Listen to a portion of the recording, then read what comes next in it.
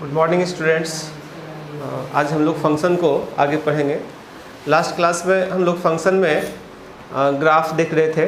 Transcendental function का कुछ types discuss किए थे हम, जिसमें पहला टाइप था ट्रिगोनोमेट्रिकल फंक्शन, और इसके आगे हम लोग आज बढ़ेंगे। ट्रिगोनोमेट्रिकल फंक्शन में भी हम शायद 3 ग्राफ बता दिए थे, साइन एक्स, कॉस एक्स और टेन एक्स, यानी साइन फंक्शन, कोसाइन फंक्शन और टेंजेंट फंक्शन, ये बता दिए थे। ठीक है, और इसके आगे कंटिन्यू करेंगे।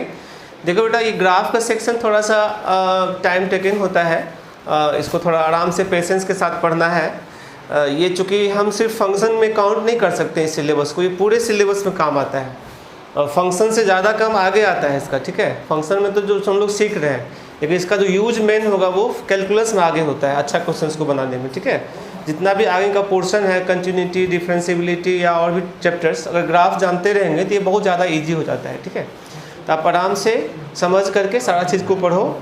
और ऐसे हम आप लोगों को बताए हैं कि जो बोर्ड लेवल का न्यू सिलेबस है उसके अकॉर्डिंग हम एक अलग ही वीडियो बना देंगे, और उसमें हम ओनली बोर्ड लेवल का ही डिस्कस करेंगे, एनसीईआरटी। तो अपना उसको भी रिवाइज़ कर लेना साइड से। बट ये पोर्शन बहुत इंपॉर्टेंट है। ऐसे जो सिलेबस रिवाइज हुआ वो आईसीएसई बोर्ड के लिए नहीं है, सिर्फ सीबीएसई के लिए हुआ है। और कंपटीशन में भी अभी कोई ऐसा नहीं आया है सूचना कि कंपटीशन में जेईई में और एग्ज़ाम में जो है उसमें भी सिलेबस कम करेगा। तो अभी हम लोगों को तो पूरा ही पढ़ना चाहिए अच्छा से। ठीक है, अपना ठीक है, बोर्ड के लिए है तो बोर्ड के लिए हम अलग से कर देंगे, तो अपना रिविज़न कर लेना। क्योंकि जो हम इधर पढ़ेंगे बोर्ड प्लस जेईई वाला, उसके बाद अगर आप बोर्ड वाला देखोगे तो बहुत ज़्यादा इजी लगेगा। हम उसको पूरा एनसीईआरटी के क्वेश्चंस वगैरह सब साथ में करवा देंगे उसमें। उसका एक अलग ही हम बोर्ड का सिलेबस ही कर देंगे, ताकि अपना जो आईआईटी वाला भी स्टूडेंट्स है वो अपना उस क्लास को देख सकता है। लेकिन हम ये कहना चाहेंगे कि जो ओनली बोर्ड का भी तैयारी करना चाह रहे हो वो भी ये वाला वीडियो सबको देखो, क्योंकि थ्योरी पार्ट कम से कम तो पढ़ ही सकते हो ना। थ्योरी और कॉन्सेप्ट ग्राफ अच्छा हो जाएगा तो आगे बहुत ज़्यादा काम आएगा उसका। ठीक है, और जैसे ओनली बोर्ड का कर दे हो तो ठीक है, अपना तुम डाउट थोड़ा आईआईटी का कम बनाना, बोर्ड का ही बनाना, लेकिन थ्योरी और कॉन्सेप्ट तो रहना ही चाहिए, आगे बहुत ज़्यादा काम पड़ता है इसका। ठीक है, इसलिए हर चीज़ को समझने का प्रयास करो। हम ऑलरेडी काफ़ी डिटेल में पढ़ा रहे हैं सब चीज़। ठीक है, जो एक्स्ट्रा कॉन्सेप्ट भी यूज होता है, जैसे बेसिक मैथमेटिक्स से कुछ टर्म्स यूज होता है, मतलब मॉडुलस यूज हुआ, ग्रेटेस्ट इंटीजर, लॉगरिथम, ये सबको हम ऑलरेडी एक्सप्लेन कर ही देंगे। ठीक है, तो आप लोगों को दिक्कत फिर नहीं होगा। तो ग्राफ के सेक्शन के बाद हम फिर थ्योरी में आएंगे, तभी हम लोग ग्राफ को कंटिन्यू करते हैं। ठीक है बेटा,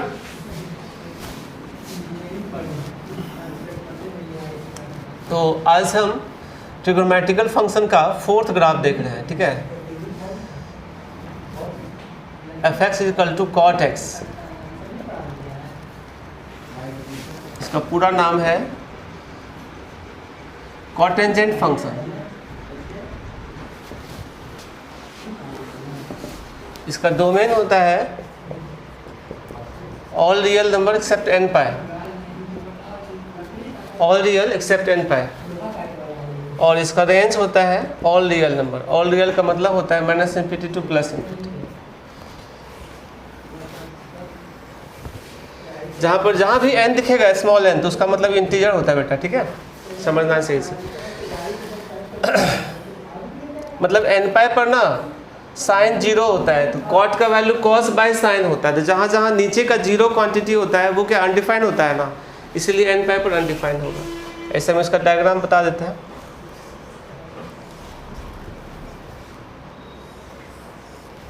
देखो, ये 0 है, π/2 है, पाई है, 3π/2 है, 2π है, 5π/2 है, 3π है,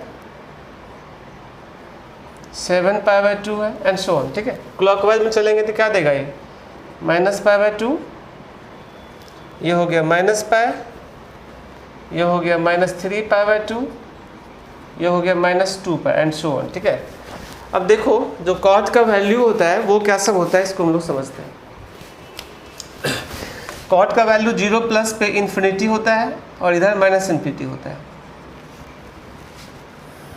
यहाँ पे 0 होता है, फिर यहाँ -इन्फिनिटी और यहाँ इन्फिनिटी, फिर यहाँ 0 होता है। ये कॉट का वैल्यू होता है। इसी अकॉर्डिंग हम ग्राफ अभी आप लोगों को बनाएंगे। ठीक है, समझना सही से।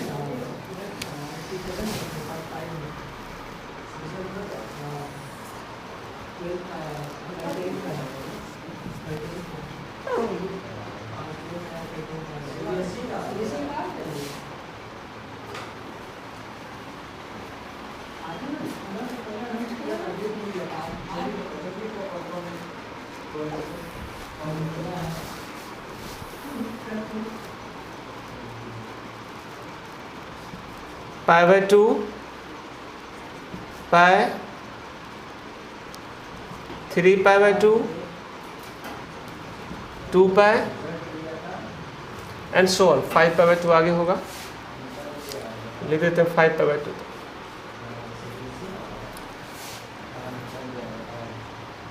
माइनस π/2 माइनस पाई माइनस 3π/2 जहाँ तक मन वहाँ तक बना सकते हो। अब देखो बेटा यहाँ पर ये n पाई पर चूंकि अनडिफाइंड है तो n इंटीजर है तो n का मतलब क्या होगा, ये 0, n का वैल्यू 0 रखेंगे तो 0 मिलेगा, पाई 2 पाई ये सब पर अनडिफाइंड है कॉट। एक तो यही एसिम्पटोट काम कर जाएगा, एक पाई पर बनाना होगा एसिम्पटोट। एसिम्पटोट समझते होगे आप लोग, बताए थे पीछे, ऐसा स्ट्रेट लाइन जो किसी ग्राफ को इन्फिनिटी पर टच करता है उस स्ट्रेट लाइन को हम लोग एसिम्पटोट कहते हैं। और एसिम्पटोट ग्राफ के साथ बनाना होता है क्योंकि ये जो है ना ग्राफ को कंट्रोल में रखता है, मतलब एसिम्पटोट को कोई ग्राफ क्रॉस नहीं कर सकता है, इसीलिए डॉट डॉट लाइन से इसको ग्राफ के अंदर ही रखना पड़ता है। तो हम इसलिए ये बना दे रहे हैं। ये लाइन है x इक्वल टू पाई, ये है x इक्वल टू 2 पाई, ये है x इक्वल टू माइनस पाई,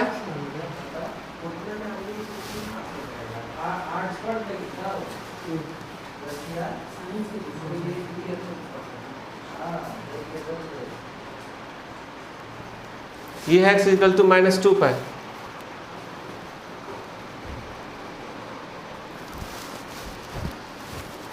अब हम इस पे ग्राफ बनाते हैं। देखो देखो बेटा, ये minus pi x equal to minus 2। हम देखते हैं कि 0 प्लस पर क्या है, इन्फिनिटी, यानी कि 0 प्लस रखोगे तो इन्फिनिटी मिल रहा है, मतलब इधर से ग्राफ आएगा, ऐसे कनकेव अप हो जाएगा, फिर इसके बाद ये कनकेव डाउन हो जाएगा। इसको कभी टच नहीं करेगा, टच करेगा इन्फिनिटी पर जाके। इन्फिनिटी पे करना मतलब जस्ट नहीं करना, जैसे जैसे नज़दीक जाएगा थोड़ा डिस्टेंस कमते जाएगा, लेकिन इन्फिनिटी पर जाकर के टच करेगा तो एग्जैक्ट पॉइंट नहीं मिलेगा इसका, ठीक है। फिर यहाँ भी ऐसा ही होगा।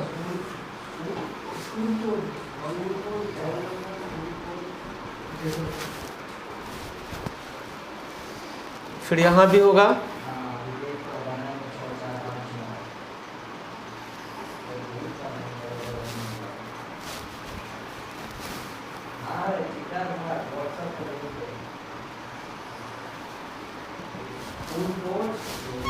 तो ये जो ग्राफ बना है यही है y equal to cot x का।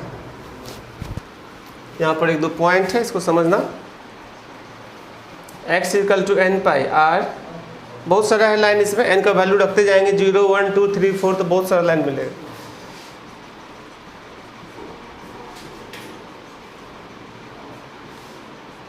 एसिम्पटोट्स of the curve y equal to cot x।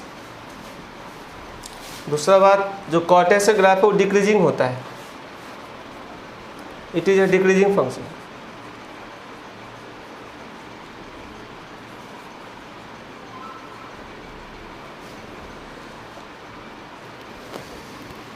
ठीक है बेटा, तो यही है कॉट x का ग्राफ, इसको आप अच्छे से याद रखना, आगे इस ग्राफ में बहुत ज़्यादा काम पड़ेगा, ठीक है। हर देखो यहाँ पे डोमेन और रेंज को समझा दे रहे हैं। देखो ऑल रियल, x के अलोंग जो ग्राफ है ऑल रियल है, लेकिन 0 पर नहीं है, पाई पर नहीं है कोई ग्राफ, 2 पाई पर नहीं है, माइनस पाई पर नहीं है, माइनस 2 पाई पर नहीं है, तो इसी कारण n पाई लिख दिए थे, यानी all real accept n pi.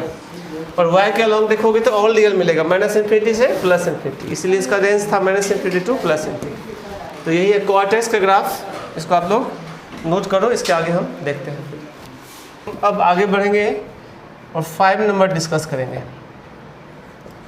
f(x) is equal to sec x, that is second function।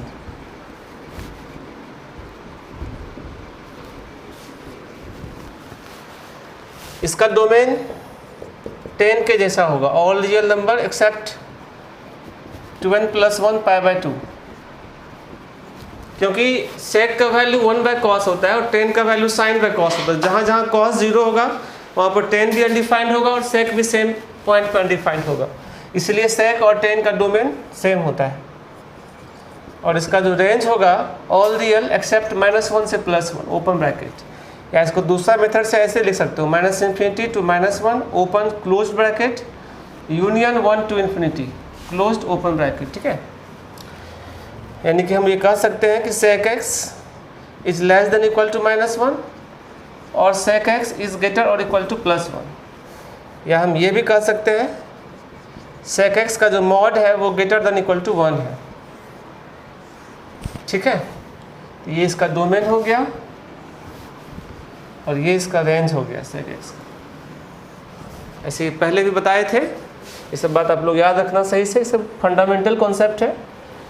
इसके बाद हम ट्रांसफॉर्मेशन ग्राफ बताएंगे तो उसमें सबका यूज होगा, और ट्रिग्नोमेट्री में भी यूज होगा, इन्वर्स ट्रिग्नोमेट्री में भी यूज होगा, जो कि ये ट्रिग्नोमेट्रिकल ग्राफ है ट्रिग्नोमेट्रिकल फंक्शन का।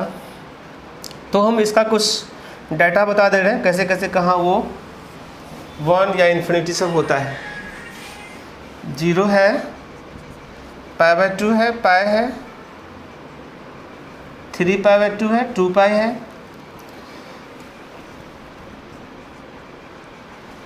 5 π/2 है एंड सो ऑन, है ना। क्लॉकवाइज चलोगे तो ये है -π/2, ये है -π, ये है -3 π/2 एंड सो ऑन, ठीक है। ये -2 पाई। अब देखो जो sec का वैल्यू होता है, जैसा कि हम जानते हैं π/2 पे जस्ट इधर इन्फिनिटी होगा, जस्ट बाद -∞ होगा। यहाँ पर 1 होता है और यहाँ पर -1 होता है, और इधर ये -∞ होता है, इधर इन्फिनिटी होता है, ठीक है।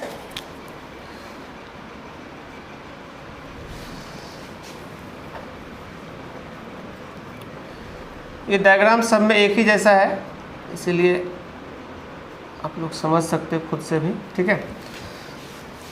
ये sec का वैल्यू होता है, एग्जैक्ट 90 पर अनडिफाइंड होगा, लेकिन 90 के जस्ट पहले इन्फिनिटी और जस्ट बाद -∞ होता है। और ये भी क्यों होता है, इसका रीजन सब आगे बताएंगे ट्रिग्नोमेट्री में। अभी ये ध्यान रखना आप लोग, और इसके ग्राफ बनाते हैं, ठीक है।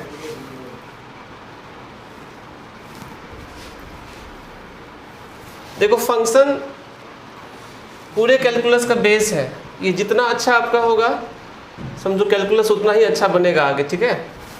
इसलिए जितना हो सके इसमें मेहनत करना है, खासकर ग्राफिकल सेक्शन को और भी ज़्यादा अच्छा करना है। कैलकुलस में तो काम आता ही है, साथ में आगे के क्लास में भी काफ़ी यूज करेगा ग्राफ, ठीक है। देखते हैं π/2 पाई, 3 π/2, 2 पाई, ये सब इक्वल लेंथ पर कट करना और रेडियन में रखना हमेशा। ये सब बात हम फर्स्ट ग्राफ में बता चुके थे। -π/2, -π, -π/2, -3 π/2 और -2 पाई।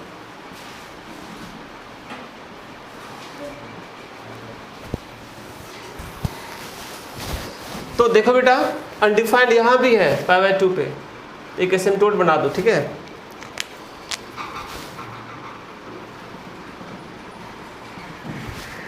फिर 3 π/2 पर अनडिफाइंड है, -π/2 पर अनडिफाइंड है, डॉट डॉट लाइन बनाओ, इसको एसिम्प्टोट कहते हैं, डेफिनेशन बता चुके हैं। ऐसा स्ट्रेट लाइन जो ग्राफ को इन्फिनिटी पे टच करता हो उसको हम लोग एसिम्प्टोट कहते हैं। नहीं,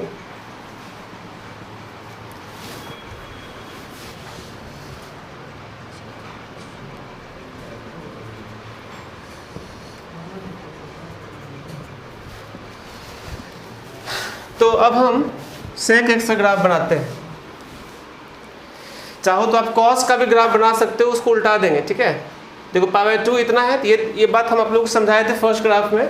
यूनिट स्केल जो है ना हमेशा मेंटेन रखना है। ये π/2 है, इसका न्यूमेरिकल वैल्यू 1.57 होगा, तो ऑब्वियस है कि 1 यहाँ होगा, तो इतना ही हाइट ऊपर लेना है, ठीक है, 1 और ये -1। तो कॉस का ग्राफ आप बनाना जानते थे, ऐसा होता है।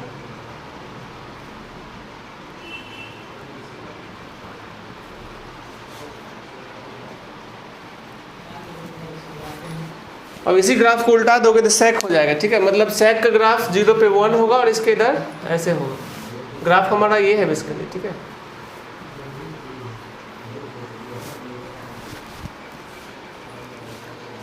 पाई पर ये देखो -1 के सामने होगा,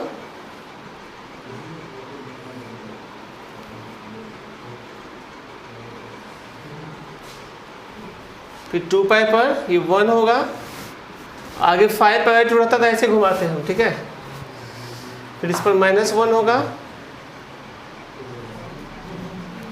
इस पर +1 होगा, -5 पाई 2 रहता था, ऐसे घूम जाता है, ठीक है। तो ये जो बोल्ड कलर में ग्राफ देख रहे हो आप, यही है सेक एक्स का।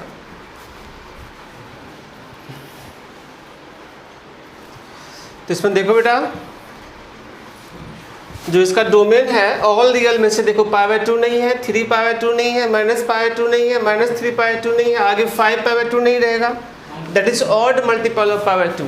यहाँ पर n इंटीजर है, n का वैल्यू 1 डालो, 0 डालोगे तो क्या मिलेगा π/2। देखो अनडिफाइंड आया, 1 डालो क्या मिलेगा 3π/2, -1 डालो -π/2, -2 डालो -3π/2, इस पर अनडिफाइंड निकल रहा है, जो कि हम दिखा दिए हैं। अब रहा बात रेंज का, तो रेंज देखो क्या है, 1 से आगे 1 से इन्फिनिटी, और इधर क्या है -∞ to -1, ये बात लिखी है, -∞ to -1 open closed union 1 to infinity. या इसी को दूसरा मेथड ऐसे लिख सकते हैं, ऑल रियल में से -1 से 1 के बीच का वैल्यू निकाल देंगे, ठीक है। तो इसका हम पॉइंट लिख दे रहे हैं, lines x equal to odd multiple of π/2 are asymptotes of the curve y is equal to sec x। आगे हम ये सब बताएंगे, क्योंकि पीछे भी नहीं बताया है। ये सब सिमेट्रिक फंक्शन है, y एक्सिस के अबाउट, कुछ ऑरिजिन के अबाउट सिमेट्रिक होता है। जब हम इवन और ऑड फंक्शन बताएंगे तो उस टाइम सारा बात एक साथ डिस्कस कर देंगे, ठीक है। अभी फिलहाल बेसिक ग्राफ पे फोकस करो। जैसे sec x है तो उसका ग्राफ ऐसा होता है, एकदम अच्छे से रिवाइज कर लेना है जितना भी ग्राफ हम पीछे बताए हैं और अभी बता रहे हैं, ठीक है। उसके बाद ट्रांसफॉर्मेशन में ये सब ग्राफ आगे रोल करेगा, ठीक है, नोट करिए। तो बेटा हम आगे बढ़ते हैं और 6 नंबर देखते हैं, f(x) equal to cosec x। This is cosecant function.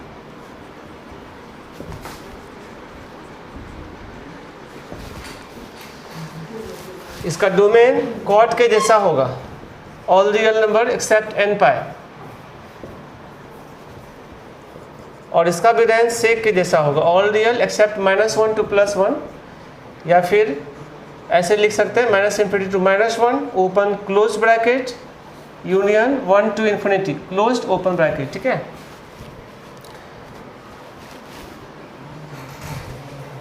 That is हम ये कह सकते हैं कि cosec x जो है -1 और उससे लेस होगा, और cosec x ग्रेटर और इक्वल टू 1 होगा। और इसी को हम ऐसे भी लिख सकते हैं, mod of cosec x greater equal to 1, ठीक है। अब cosec x के बारे में थोड़ा बता दे रहे हैं, डायग्राम।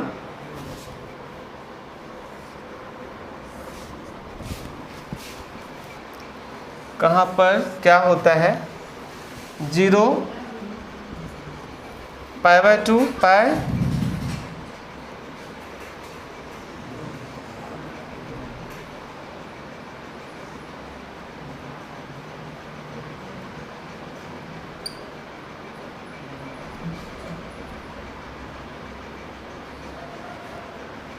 थ्री π/2 2 पाई 5 π/2 3 पाई 7 π/2 4 पाई, और क्लॉकवाइज में जाएगा तो यही होगा क्या, -π/2 -पाई -3 π/2 और -2 पाई एंड सो ऑन, ठीक है। अब रहा बात इसका वैल्यू पे, तो कॉसेक का जो वैल्यू है यहाँ पर इन्फिनिटी होता है और यहाँ -∞ होता है। यहाँ पर 1 होता है, फिर यहाँ इन्फिनिटी, यहाँ माइनस इन्फिनिटी, फिर यहाँ -1 होता है। इसी डाटा के आधार पर हम लोग इसका अभी ग्राफ बनाएंगे cosec x का, ठीक है।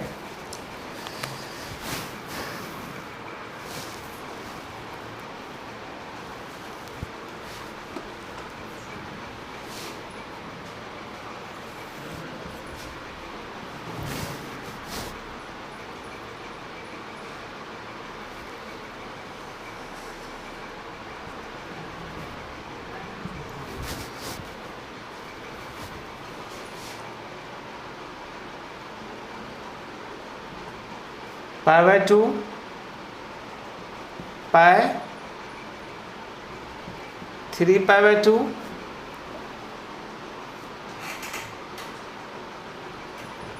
2π -π/2 -π -3π/2 और -2π। ये अनडिफाइंड कहाँ कहाँ होता है? n पाई पर। तो यहाँ पे n इंटीजर है, 0 डालोगे तो मिलेगा 0, 1 डालोगे तो पाई, 2π, 3π, -π, -2π एंड सो। एक तो y = 0, x = 0 काम आ जाएगा, एक x = पाई पे बनाना होगा एसिम्पटोट। एक डॉट डॉट लाइन बनाओ, ये ग्राफ को इन्फिनिटी पे टच करता है, मतलब ग्राफ ना इसको क्रॉस नहीं करता है, इसलिए साथ में रहता है। 2π पर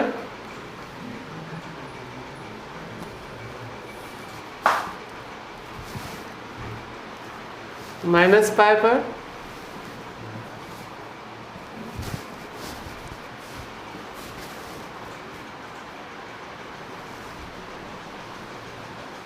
-2π पर।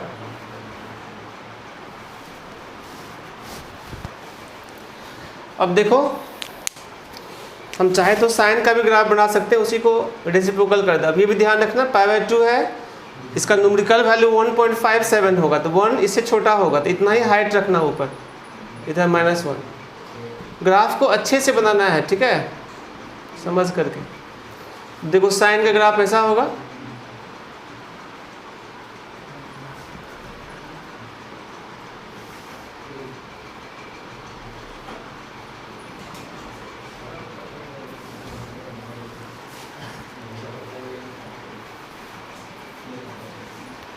इसी ग्राफ को हम रेसिप्रोकल करेंगे तो cosec बनेगा। ऐसे इसका नीड नहीं है, ये तो बस समझाने के लिए बताए थे। मेन ग्राफ जो अब बना रहे हैं वो है, आप चाहो तो डायरेक्ट भी इसको बना सकते थे।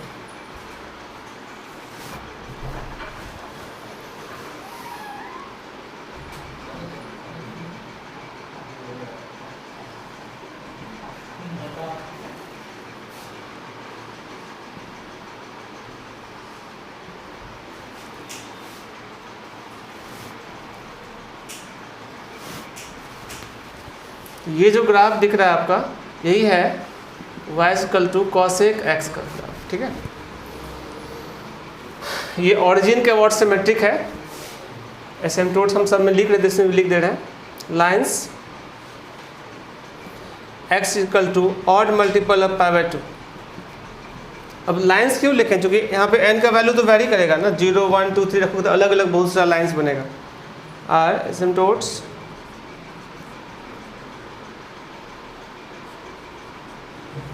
asymptotes of the curve y = cosec x।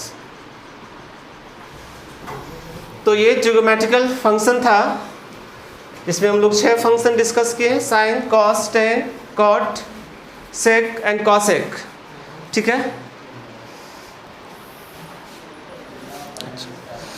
यहाँ पर एसिम्पटोट्स गलत लिखा गया था, ये कॉसेक का था, एक्चुअली 0, पाई, 2π ये सब है, यानी x = क्या है, n पाई। जहाँ पे अनडिफाइंड होता है फंक्शन वही ना एसिम्पटोट होगा, ठीक है। तो अभी हम 6 फंक्शन डिस्कस किए ट्रिगोनोमेट्री का, इसको आप लोग अच्छे से याद रखना, क्योंकि इन्वर्स ट्रिगोनोमेट्री में यही इसका इन्वर्स का रूप ले लेगा, ठीक है। तो वहाँ पे समझने में काफ़ी हेल्प करेगा ग्राफ, यानी आप बोर्ड लेवल का भी इन्वर्स ट्रिगो समझोगे ना, तो वहाँ भी इसका ग्राफ का काम पड़ेगा, ठीक है। और ट्रिगोनोमेट्री में तो काम पड़ता ही है। चलिए ठीक है, थैंक यू। तो बच्चे हम लोग अब ट्रांसेंडेंटल फंक्शन में आगे बढ़ते हैं और स्टार्ट करते हैं लॉगरिथमिक फंक्शन। ठीक है,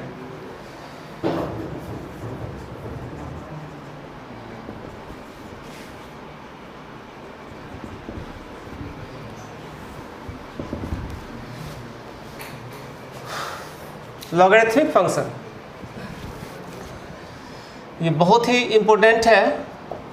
हम इसमें भी जैसे मॉडुलस में थोड़ा फार्मूलाज वगैरह से बता दिए थे, हम चाहेंगे कि लॉगरिथमिक फंक्शन में भी थोड़ा डिटेल में एक्सप्लेन कर दें, क्योंकि जो न्यू स्टूडेंट्स वीडियो देख रहे होंगे उन लोगों को लॉगरिथम नहीं पता होगा तो क्वेश्चन बनाने में दिक्कत हो सकता है आगे। तो हम बेटा इसलिए फंक्शन में थोड़ा अधिक टाइम ले रहे हैं, क्योंकि फंक्शन में हम कुछ एडिशनल चीज़ बता रहे हैं, जैसे कि मॉडुलस को डिटेल बता दिए, ग्रेटेस्ट इंटीजर को बता दिए, लॉगरिथम को भी बता देंगे, और ग्राफ का सेक्शन काफ़ी डिटेल बता रहे थे। ये 7-8 लेक्चर जो है ना हम लोग का वो एडिशनल हो जा रहा है फंक्शन में। ठीक है, ये कहीं भी किसी के भी वीडियो में इतना डिटेल आपको नहीं मिलेगा फंक्शन। ठीक है, इसको आप एक बार को अच्छा कर लोगे तो आगे का जो चीज़ है जैसे कंटिन्यूटी है, डिफरेंशियबिलिटी है, या जो भी चीज़ हम पढ़ाएंगे तो आप लोग काफ़ी अच्छे से समझोगे। कैलकुलस में मेरा बहुत कुछ किया हुआ है, आप लोगों को कहीं और से करने का ज़रूरत नहीं है।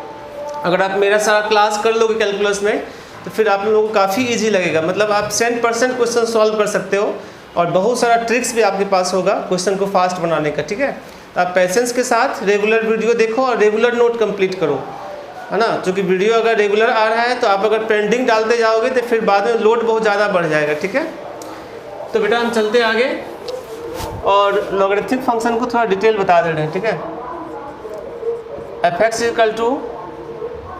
= log x on the base a। ठीक है, तो यहाँ पर इसका जो डोमेन है वो होता है 0 से इन्फिनिटी ओपन ब्रैकेट, और जो रेंज होता है वो होता है ऑल रियल नंबर। ठीक है, और ये x को हम लोग कहते हैं इनपुट और a को कहते हैं क्या, बेस। ठीक है, और एक दो पॉइंट हम बता दे रहे हैं, इसको समझना सही से। y = log x on the base a is defined if x is greater than 0, a is greater than 0 and a does not equal to 1। ये बहुत इंपॉर्टेंट पॉइंट है लॉगरिथम के डेफिनेशन के लिए। ऐसे डोमेन में भी हम बताए थे, अब इसका हम रीज़न भी समझाएंगे क्यों ये 1 नहीं होना चाहिए, क्यों ये पॉजिटिव होना चाहिए दोनों। ठीक है, इसको हम सही ढंग से समझा रहे हैं। फिलहाल हम एक और फार्मूला पहले बता दे रहे हैं। y = अगर log x on the base a है तब x = हम a⁴ लिखते हैं,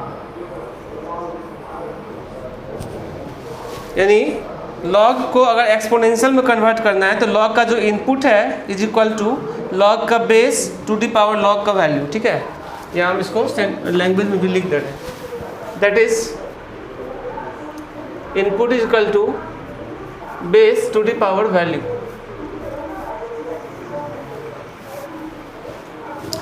अब देखो बेटा ये क्यों होना चाहिए लॉग में, ये नहीं होगा तो क्यों अनडिफाइंड होगा। ऐसे तो ये डेफिनेशन है, लेकिन फिर भी हम इसको थोड़ा समझाने का प्रयास कर रहे हैं, आप लोग समझना सही से। देखो अगर हम a का वैल्यू नेगेटिव रखते हैं, मान लो -2 रखते हैं, तो प्रॉब्लम क्या हो रहा है, ऐसे होना चाहिए पॉजिटिव, लेकिन अगर नेगेटिव रखेंगे तो क्या प्रॉब्लम होगा ये हम देखना चाह रहे हैं। देखो a -2 रख दिए तो y का वैल्यू 1 रखेंगे तो x का वैल्यू क्या देगा, -2 नहीं, -2 के पावर 1 क्या देगा, -2। अगर a का वैल्यू हम -2 रख a का वैल्यू -2 रखें, y का वैल्यू 2 रखेंगे तब क्या देगा x, 4। a तो फिक्स कर दिए -2। y का वैल्यू अगर 3 रखेंगे तब क्या देगा, -8। अगर 4 रखेंगे तब क्या देगा, 16।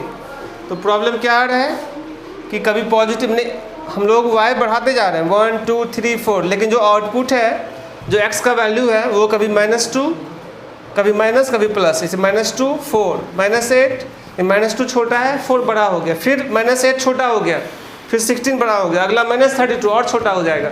ये फ्लैक्चुएट कर रहा है, यानी कि अगर बढ़ रहा है तो लगातार बढ़ते जाना चाहिए, या घट रहा होता है तो वो भी लगातार घटते जाना चाहिए, तब वो सही रहता है। या आप ये भी सोचो, अगर y का वैल्यू हम 1/2 रख दें तो तुम जानते हो -2 के पावर 1/2 क्या होगा, √-2, और ये √2 आ ही देगा, मतलब ये इमेजिनरी हो जाएगा। तो इमेजिनरी सब तो पढ़ना नहीं होता है ना फंक्शन में बेटा, इसलिए ये सब घटना इसीलिए हो रहा है क्योंकि a नेगेटिव है, इसीलिए हम लोग a नेगेटिव नहीं रखते हैं लॉग के बेस में, a हमेशा क्या रखते हैं, पॉजिटिव रखते हैं।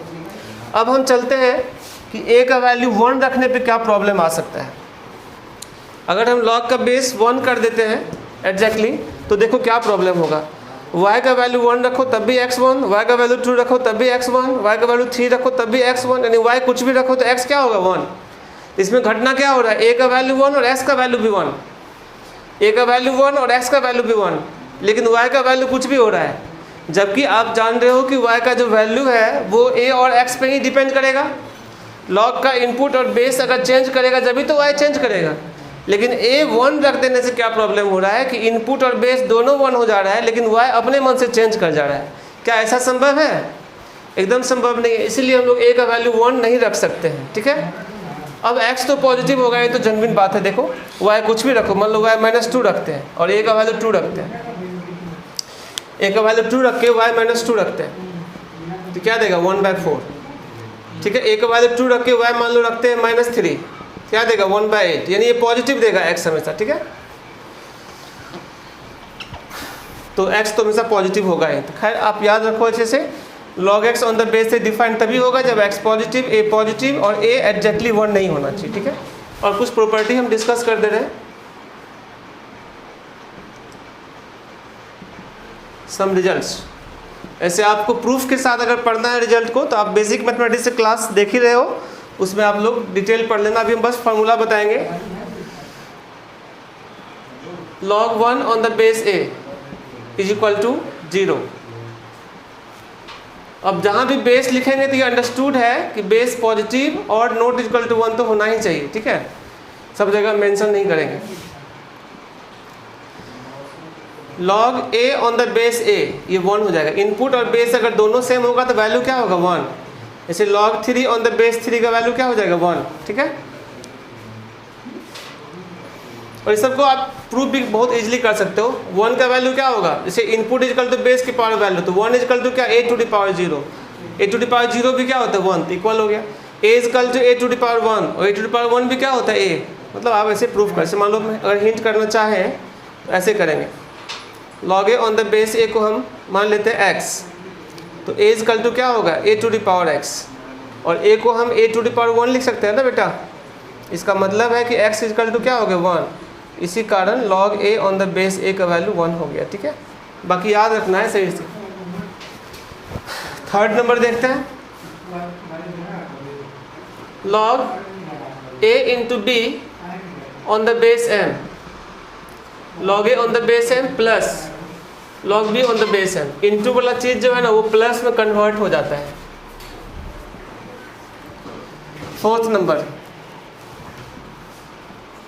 log a by b on the base m, log a on the base m minus log b on the base m। जो डिवीजन वाला है वो माइनस में कन्वर्ट हो जाता है। ऐसे एक को हम हिंट कर दे रहे हैं, देखो मान लो इसी को हिंट करते हैं।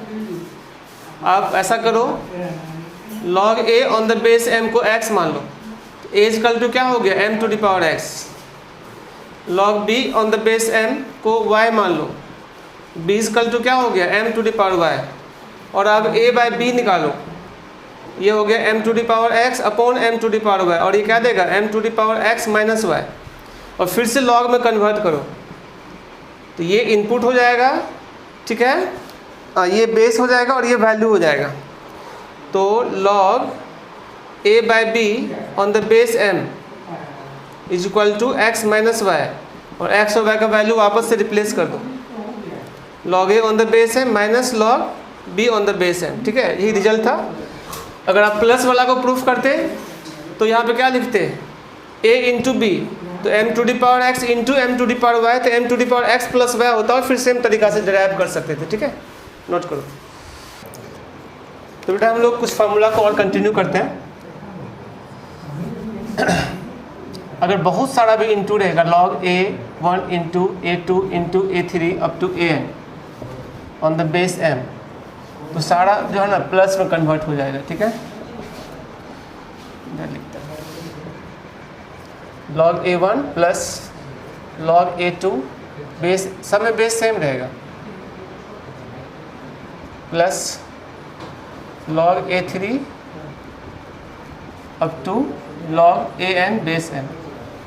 ये खुद तो एक फार्मूला है ही, और ये एक नया फार्मूला को भी क्रिएट करेगा। ठीक है, अगर इसमें हम पुट कर दें a1 is equal to a2 is equal to a3 up to an, सबको इक्वल पुट करते हैं, तो एक रिजल्ट बन के आएगा log a to the power n on the base m, और ये log a n टाइम्स, तो क्या हो जाएगा n times of log a on the base m। अब ये फार्मूला बन गया, जो पावर है ना वो बाहर मल्टीप्लाई हो जाता है। ठीक है, जैसे एग्जांपल के लिए अगर हम log 8 ऑन द बेस 3 लिखें या बेस 2 लिखें, तो इसको हम लिख सकते हैं log 2 to the power 3 on the base 2, that is 3 into log 2 base 2, ये 1 हो जाता है तो ये 3 हो गया। ठीक है, log 1/9 ऑन द बेस 3, तो log हो जाएगा 3 की पावर -2 ऑन द बेस 3, तो ये -2 इंटू log 3 बेस 3, ये 1 हो जाएगा, मतलब -2 हो जाएगा। ठीक है, इस प्रकार हम लोग सभी को एक्सप्लेन कर सकते हैं। ठीक है,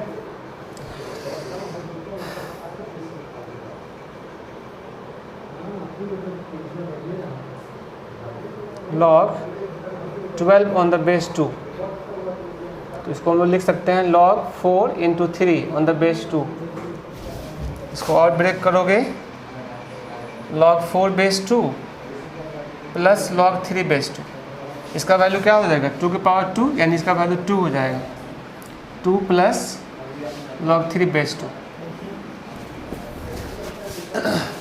कुछ अच्छा एग्जाम्पल करवा रहे हैं, इसको समझना सही से।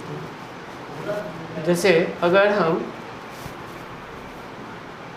log 5 बेस 3 में 2 को ऐड करें, मतलब किसी नंबर को log के अंदर ले जाना चाहेंगे तो कैसे ले जाएंगे। log 5 बेस 3 तो है ही, और इसको लिख देना 2 इंटू log 3 बेस 3, जो ये बेस है ना उसी बेस में इसको भी क्रिएट कर लिया। log 3 बेस 3 तो 1 होता है ना, तो क्या हो गया log 5 बेस 3 प्लस log क्या हो गया 9 बेस 3, अभी 2 इधर पावर में चला गया, 3 की पावर 2 क्या होता है 9, अब इन दोनों को साथ कर दो, log 5 इंटू 9 क्या हो गया 45 ऑन द बेस 3। जो कोई नंबर है वो log के अंदर हम डाल सकते हैं, माइनस भी कर सकते हैं। जैसे अगर मान लो log 3 बेस 2 माइनस मान लो 5, इसको log के अंदर डालना है, log 3 base 2 minus 5 into log 2 base 2, log 3 base 2 minus log कितना 2 के पावर 5 हो जाएगा 32 बेस 2। अब ये रिजल्ट क्या हो गया log 3/32 ऑन द बेस 2। इस प्रकार किसी नंबर को log से बाहर निकाल सकते हैं या किसी नंबर को log के अंदर भी डाल सकते हैं हम। ठीक है, आगे बढ़ते हैं और 6 नंबर फॉर्मूला देखते हैं। ठीक है, log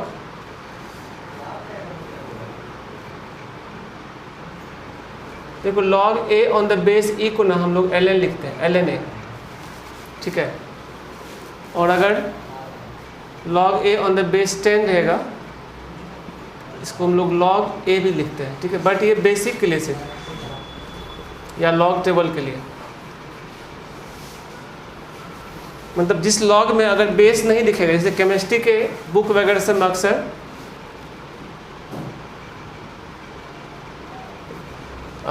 बिना बेस का अगर log दिखेगा तो वहाँ बेस 10 लेके चलना है, कंसीडर करना है, क्योंकि जो केमिस्ट्री सब में log यूज़ होता है वो log टेबल पे बेस्ड होता है, बेसिक लॉगरिथम कहलाता है, तो बेस 10 लेके चलना है। लेकिन मैथ में कहीं भी कैलकुलस में अगर बिना बेस का log दिख जाएगा, यहाँ लिख देते हैं इन कैलकुलस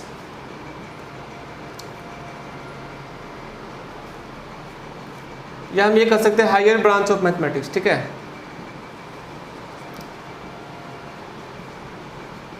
ऑफ मैथमेटिक्स,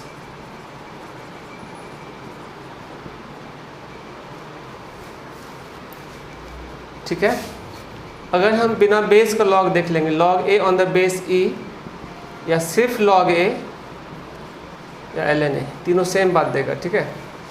ऐसे तो जहाँ ln लिख दिया तो क्लियर है कि बेस ई ही है, लेकिन कन्फ्यूजन कब होता है, जब लॉग लिखता है और बिना बेस का लिखता है। तो इसे यहाँ दो मीनिंग दे रहा है। अगर लॉग टेबल देखेंगे या केमिस्ट्री बुक में कहीं देखेंगे ऐसा, तो हम लोग बेस 10 लेके चलेंगे, ठीक है। और वही मैथ बुक में देखेंगे या मैथ में कहीं भी एग्जाम्स में कहीं भी कुछ भी देखेंगे बिना बेस का लॉग, तो उसको हम लोग बेस ई कंसीडर करेंगे, ठीक है। ln अगर लिख दिया तो फिर ज़्यादा स्टैंडर्ड हो गया है, ठीक है, तो कोई दिक्कत ही नहीं है, ठीक है।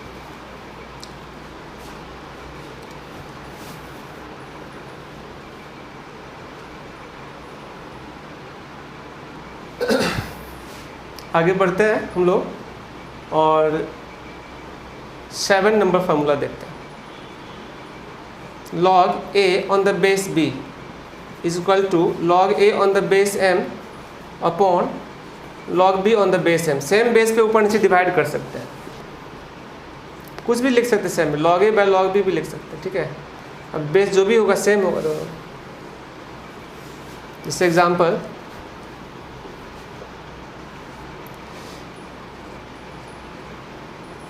log 5 बेस 3 को हम लिख सकते हैं log 5 base 2 by log 3 base 2, या चाहे तो लिख सकते हैं log 5 base 7 by log 3 base 7। बस बेस सेम रहना चाहिए, ऊपर नीचे डिवाइड कर सकते हैं।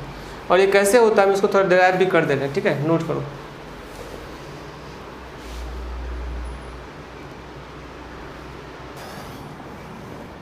देखो बेटा, थोड़ा हम हिंट कर दे रहे हैं ये कैसे आता है। ऐसे तो हम बताए थे कि प्रूफ बाद में करेंगे, लेकिन हम बता देते हैं थोड़ा थोड़ा। log a on the base m को हम x मान लेते हैं, तो यहाँ से a इक्वल टू क्या लिखोगे, m की power x। log b on the base m को y मान लेते हैं, तो b इक्वल टू क्या लिखोगे, m to the power y। और अब हम क्या करते हैं, log a on the base b को z मान लेते हैं, a इक्वल टू क्या हो गया, b to the power z। और अब हम क्या करते हैं, यहाँ पर इन तीनों का यूज करते हैं, ठीक है। देखो, अगर b का वैल्यू यहाँ से रिप्लेस कर दें, a इक्वल तो क्या हो गया, m to the power y whole power z, मतलब m टू द पावर क्या होगा, yz। और a का वैल्यू यहाँ से यूज कर लेते हैं, तो m to the power x equal to क्या हो गया, m to the power yz। अब इसको इक्वेट कर लो, x इक्वल टू क्या हो गया, yz। और यहाँ से z निकाल लो तो क्या हो गया, x upon y। z equal to हो गया x अपॉन y। और फिर सबका वैल्यू रिप्लेस कर दो, log a on the base b equals log a on the base m upon log b on the base m। तो हम आगे बढ़ते हैं 8 number, log a on the base b to the power m, यानी base का power है, ये हो जाएगा 1/m into log a on the base b। जैसे example, log 2 on the base 8 है, तो log 2 ऑन द बेस 2 की पावर 3, ये हो गया 1/3 इंटू log 2 बेस 2। तो रिजल्ट क्या हो गया, 1/3। log 2 बेस 2 1 हो जाता है। तो ये भी हम इसी मेथड से डिराइव कर सकते हैं जो हम पीछे बताए थे 7 number. log a on the base b to the power m है, इसको लिख सकते हैं log a on the base k by log b to the power m on the base k। Same base पे अलग अलग डिवाइड कर लिए। अब ये हो गया log a on the base k by m into log b on the base k। Finally हो गया 1/m और ये log a on the base b। 9 number, अगर दोनों पावर रहेगा log a to the power m on the base b to the power n, तब ये हो जाएगा m/n log a on the base b। ऊपर वाला पावर ऊपर रहेगा और नीचे वाला पावर नीचे आ जाएगा, ठीक है। जैसे एग्जांपल के लिए अगर हम इसको ब्रेक करेंगे, log मान लो 32 ऑन द बेस 8, तो इसको आप लिखोगे 2 to the power 5 on the base 2 to the power 3।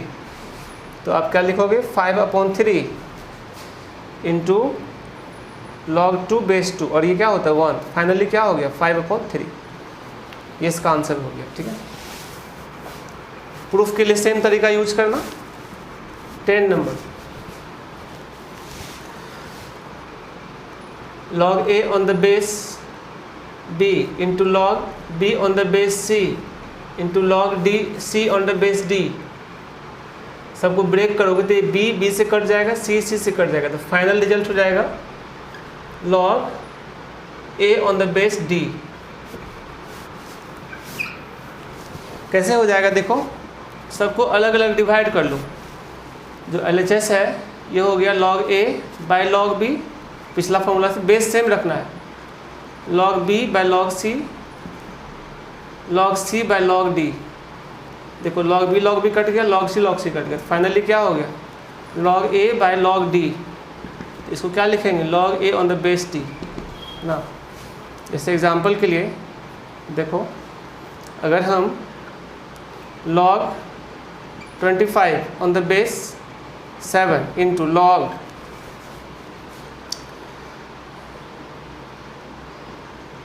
81 on the base 125 into log 49 on the base 3, इसको सॉल्व करें तो फटाफट आप सॉल्व कर सकते हैं। देखो 25 को क्या लिखेंगे 5 की पावर 2 यानी 2 इंटू log 5 बेस 7, ठीक है, इंटू 81 को क्या लिखेंगे 3 की पावर 4, तो 4 ऊपर जाएगा और ये 5 की पावर 3 नीचे आएगा, और ये क्या हो गया log 3 बेस 5 इंटू 49 को क्या लिखेंगे 7 की पावर 2, तो 2 हो गया log 7 बेस 3। अब देखो ये 3 इस 3 से कट जाएगा, ये 5 इस 5 से कट जाएगा, और ये 7 इस 7 से कट जाएगा। मन मन काटो, यहाँ काटना सही नहीं है, अलग अलग डिवाइड कर लेंगे तब कैंसिल कर सकते हैं। टोटल कैलकुलेशन करोगे तो क्या हो गया 4 इंटू 2 8 इंटू 2 16/3, ये इसका फाइनल आंसर हो गया। ठीक है, इसको नोट करो जल्दी। तो बेटा हम आगे बढ़ते हैं और 11 नंबर पॉइंट देखते हैं। देखो a to the power log x on the base a, इसका वैल्यू x हो जाता है। यानी ये बेस और log का बेस अगर सेम होगा तो log का जो इनपुट है उसके बराबर ये वैल्यू हो जाएगा। ठीक है, जैसे एग्जांपल अगर 5 to the power log 7 on the base 5 रहेगा तो इसका वैल्यू 7 हो जाएगा। और इसका प्रूफ बहुत सिंपल है, कुछ ज़्यादा ही इजी है। देखो log x on the base a को हम t मान लेते हैं, तो यहाँ से x इक्वल टू क्या देगा a to the power t, और t का वैल्यू वापस से रख दो फिर से, a टू द पावर क्या होगा log x on the base है ना। ये तो प्रूफ करना था। ठीक है, बहुत ही सिंपल है बट बहुत ज़्यादा इंपॉर्टेंट है आगे के लिए। ठीक है, इसको आप लोग अच्छे से याद रखना। देखो बेस चेंज करने के लिए ही फॉर्मूला यूज़ करते हैं। जैसे एक आप लोगों को यहाँ नोट बता दे रहे हैं, जैसे a to the power x है, इसको बेस e में कन्वर्ट करना है, इसको लिखते हैं x e to the power x ln a। Calculus में काफ़ी काम करेगा ये फार्मूला, और ये कैसे आता है, ये इसी फार्मूला से डिराइव होगा। a to the power x है तो हम लिख सकते हैं e to the power log base e of a to the power x, और इसको कैलकुलेट करोगे e टू द पावर, ये पावर बाहर मल्टीप्लाई हो गया x into log a on the base e, और इसी को लिखते हैं e to the power x into ln a। ठीक है, यानी a बेस से e बेस में कन्वर्ट कर दी हम। ठीक है, इसको बेस चेंज करते हैं। जैसे एग्जांपल के लिए अगर 5 टू द पावर x और e में कन्वर्ट करना है तो क्या लिखोगे e to the power x ln 5। ठीक है, हम जरूरी नहीं कि e में ही 3 में भी कन्वर्ट कर सकते हैं। मान लो 7 टू द पावर x को बेस 3 में कन्वर्ट करेंगे तो 3 टू द पावर लिखना क्या x इंटू log 7 बेस 3, ये करना होगा। ये कैसे आया देखो, इसको थोड़ा समझा ही देते हैं। 3 टू द पावर लिखना क्या log base 3 of 7 to the power x, ये रिजल्ट हो गया 3 to the power x into log 7 base 3, और ये तो हम लिखे थे अभी। ठीक है, इस तरह से किसी भी बेस को चेंज कर सकता है ये। ठीक है, काफ़ी इंपॉर्टेंट है फॉर्मूला, इसको अच्छा से याद रखना आप लोग। ठीक है, 12 नंबर देखो a to the power log b on the base c is equal to ये लॉग का इनपुट और ये लॉग का बेस और ये लॉग का इनपुट और ये बेस को आपस में इंटरचेंज कर सकते हैं। b to the power log a on the base c, मतलब लॉग का इनपुट और ये बेस आपस में इंटरचेंज कर सकते हैं, ठीक है। तो ये बेस लॉग का सेम रहेगा दोनों केस में, ठीक है। देखो ये फार्मूला कैसे आया है, पहले एग्जांपल करवा देते हैं। 5 to the power log 3 base 2, इसको लिख सकते हैं 3 to the power log 5 base 2, और इसको समझाते हैं कैसे हो रहा है। मान लो इसी को समझा देते हैं। 5 to the power log 3 base 2 है, तो हम इसको लिख सकते हैं 3 टू द पावर log, इसको लिखते हैं 5 to the power log 3 base 5 into log 5 base 2, जो कि ये 5 कट जाएगा तो log 3 बेस 2 ही बचेगा। अब इसको साथ कर लो, 5 to the power log 3 base 5 whole power हो गया log 5 बेस 2। अब ये वैल्यू क्या हो जाएगा 3, फाइनली हो गया क्या चीज़ 3 to the power log 5 base 2। किसी भी बेस में डायरेक्ट चेंज कर देता है, ये सब बहुत टफ क्वेश्चन देगा तब यूज होगा, ठीक है सब फॉर्मूला। 13 नंबर देखो, log x on the base a अगर ग्रेटर देन है log y on the base a से, तब यहाँ से दो फार्मूला आएगा, यानी x भी ग्रेटर देन y होगा जब a का वैल्यू 1 से ज़्यादा होगा, और x छोटा होगा y से जब a का वैल्यू 0 से 1 के बीच होगा। मतलब इनइक्वालिटी चेंज कर जाता है जब बेस 1 से कम होता है, और इनइक्वालिटी सेम रहता है जब बेस 1 से ज़्यादा रहता है, ठीक है। यहाँ पे हम लिख दे रहे हैं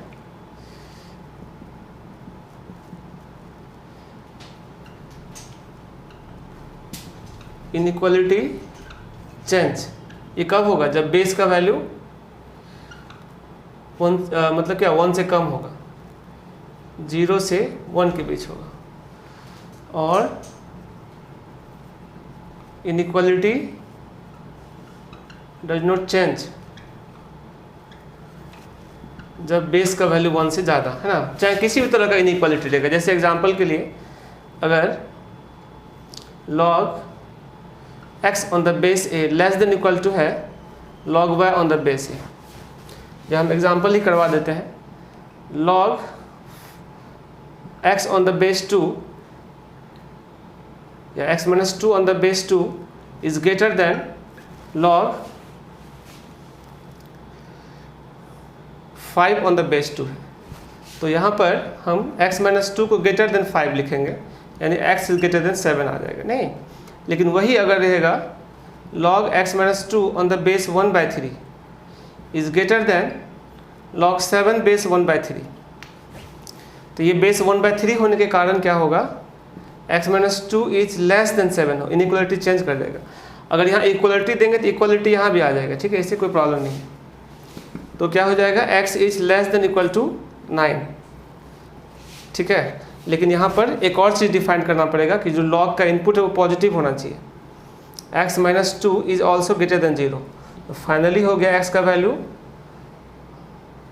क्या चीज़ 2 से 9, यहाँ से आप निकालोगे तो x इज ग्रेटर देन 2 और ये लेस देन इक्वल टू 9, तो क्या मिलेगा 2 से 9, 2 पर ओपन ब्रैकेट और 9 पर क्लोज ब्रैकेट, ठीक है। तो बेटा ये log का फॉर्मूलाज था। तो अगले क्लास में हम इसका ग्राफ स्टार्ट करेंगे। log का ग्राफ है और एक्सपोनेंशियल फंक्शन है, ठीक है। तो हम लोग का जो बेसिक फंक्शन का ग्राफ है वो सेक्शन कंप्लीट ऑलमोस्ट हो गया है। एक एक्सपोनेंशियल फंक्शन है और लॉगरिथमिक फंक्शन का ग्राफ है। इनवर्स ट्रिगोनोमेट्री तो हमें आगे पढ़ना है, ठीक है। इसको करते हुए हम लोग आगे निकलेंगे और फिर थोड़ा रेंज बताएंगे और ट्रांसफॉर्मेशन ऑफ ग्राफ हम लोग स्टार्ट करेंगे, या पहले ट्रांसफॉर्मेशन ऑफ ग्राफ बताएंगे फिर रेंज बताएंगे, तब वहाँ से हम लोग का 12th का सिलेबस स्टार्ट होगा मैपिंग से, ठीक है। उसके बाद मैपिंग है, कंपोजिट फंक्शन है, इन्वर्स फंक्शन है, और तब उसके बाद इन्वर्स ट्रिगोनोमेट्री स्टार्ट होगा। यानी यहाँ से मान लो कि लगभग 3 क्लास लगेगा अभी इसका ट्रांसफॉर्मेशन ऑफ ग्राफ में, और उसके बाद 3 क्लास फंक्शन, यानी 6 या 7 क्लास अभी और लगेगा, तब हम लोग फंक्शन अच्छे से कंप्लीट कर पाएंगे। लेकिन इतना सारा क्लास को आप सिर्फ फंक्शन में काउंट मत करना, क्योंकि इसका जो बीच का क्लास है 5-6 वो ग्राफ के लिए है, और इसमें जैसे आज का क्लास लॉगरिथम पूरा डिटेल बताया है, तो ये सब तो हम बेसिक में भी बताते हैं ना, मॉडल्स भी डिटेल बता दिए, वो भी बताए थे बेसिक में। तो ये 5-6 क्लास एडिशनल है, वो आप लोगों को आगे कैलकुलस को जो है ना समझने में हेल्प करेगा, बेसिक कॉन्सेप्ट के तौर पर उसको लेना है, ठीक है। तो जो भी पढ़ा रहे हैं, जैसे भी पढ़ा रहे हैं, उसको अच्छे से रिवाइज करते जाना और रेगुलर नोट को कंप्लीट करते जाना, ठीक है। और जब पूरा कंप्लीट कर लेंगे तो हम लोग का बहुत शानदार कॉन्सेप्ट होगा। फिर आगे का जो टॉपिक है फंक्शन के बाद का, वो बहुत स्मूथली हम लोग उसको कवर अप करेंगे, क्योंकि अगर बेस वीक हो जाएगा, फंक्शन वीक हो जाएगा, तो आगे पूरा कैलकुलस में आपका क्वेश्चन फंसेगा फिर, ठीक है। चलिए ठीक है, थैंक यू।